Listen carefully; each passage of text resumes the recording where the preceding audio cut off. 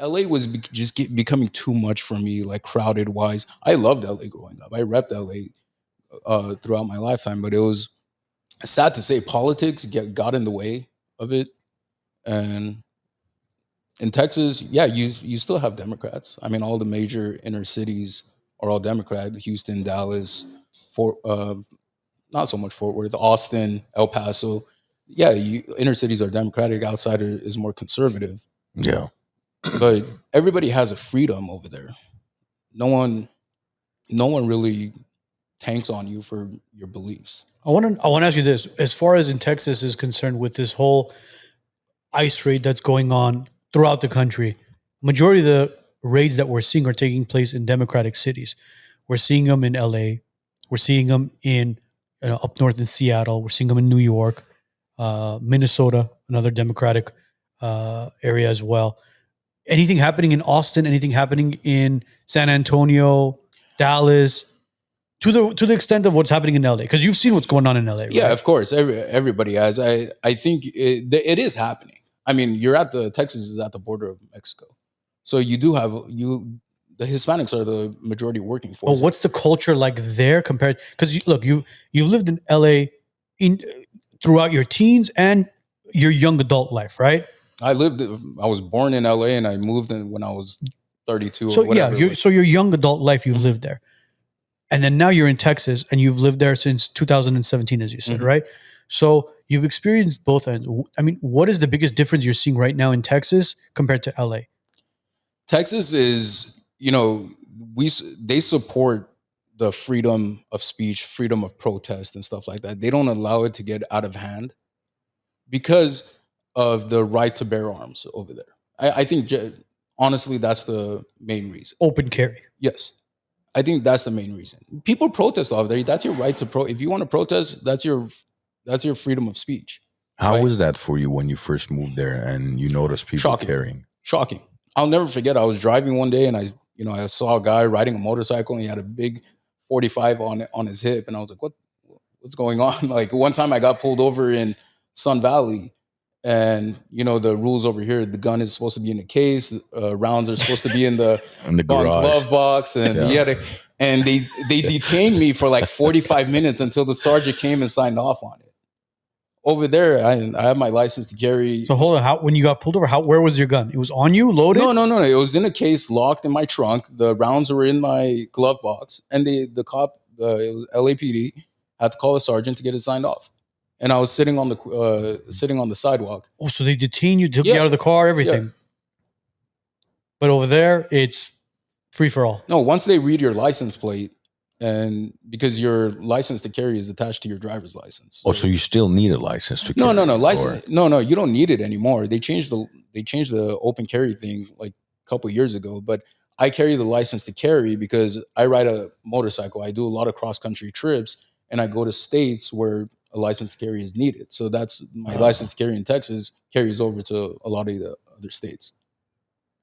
Oh, that's fascinating. I didn't know that. I thought like once you cross into borders, you can't carry anymore. You got to abide by their laws. Depending on what state it is. So California, for example? Oh God, no. Arizona, yes, I believe so. Arizona is an open carry too, no? I don't know. Maybe I think it is. Yeah, Levick would know that. Because I know when last year when I did my trip into California, I packed my gun in my saddlebag, put it in the case and everything before I entered across state lines. How does ammo work when it comes to like purchasing ammo? Can you buy ammo in Texas and bring it over to the States or no? No. I have no idea. I know over here you have to sign off and stuff like that. Bro, in Texas, you just go to the store and go to the counter and buy it and walk away. If you go buy ammo today in California, you buy one bullet, single bullet. You go through the same background check as if you're buying an AR-15. Over there, it's like going over and just buying a freaking. Oh, it takes 10 minutes. If you don't have anything on your record, like any felonies or any psych records history. No, I mean, ammo you could buy here in a few minutes too, but they do a full-on background check. No, not over there. But if you're buying a gun over there, if you don't have like a psych record, a history of psych and felonies, you walk out in 10 minutes. Oh, that's it. It's a very simple process, basically. Yeah. No, here, I mean, there's a whole live scan thing that you have to go through, background check, all that stuff. Yeah.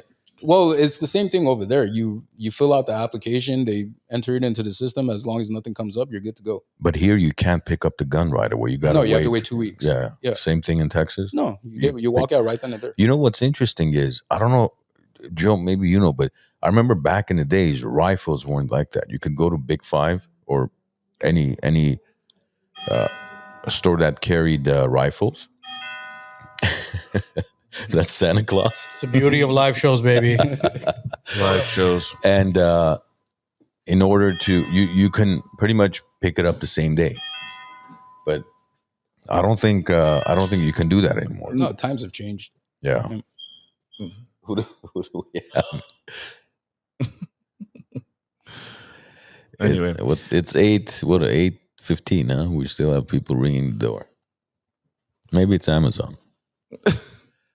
I ordered a AR-15. I think it's But being to delivered. purchase bullets in California, it's just recently where that's now a thing where they ask for ID and everything else. Before it wasn't really. Well, There that was was that was no the thing checks. when I lived here. I remember at Big Five, I had to sign off on a book and fingerprint.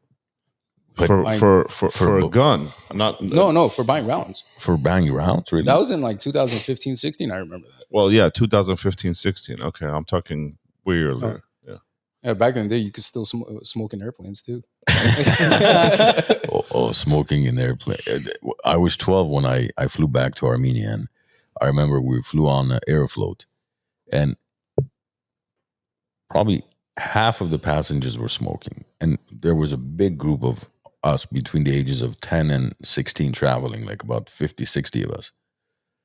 And imagine the whole freaking airplane, you just had just smoke on the ceiling of the airplane, and you couldn't breathe through the whole, what was it, like a 16-hour flight or something? When did they stop doing smoking on planes?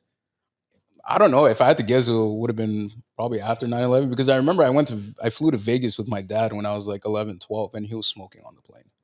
TSA. But funny enough, they still have the ashtrays, and it still says no smoking. Yeah, on the overhead thing. Yeah, it's like plus in the lavatories, they still have the no smoking, even though there's an ashtray there. Yeah.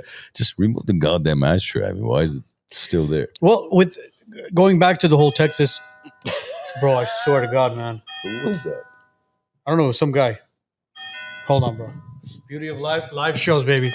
I'm telling you. You see, guys, for those of you that don't think we're live, doesn't get any more live than this.